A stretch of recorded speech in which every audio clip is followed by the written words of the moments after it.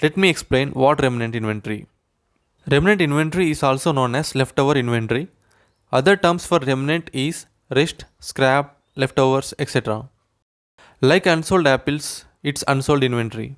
After premium deals between publisher and advertiser, it's a leftover inventory from total inventory.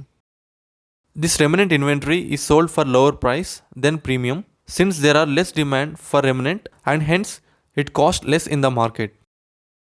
We can say it as undesirable situation of any publisher. When publisher is expected to deliver 100k impressions, only 70k impressions were sold and 30 were unsold.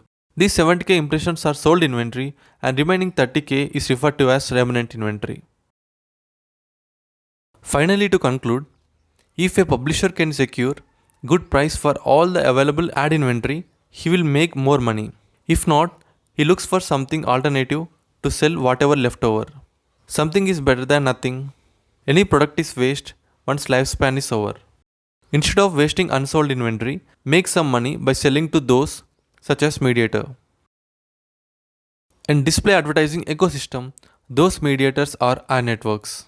These ad networks acts as intermediary between advertisers and publishers to sell and buy ad inventory.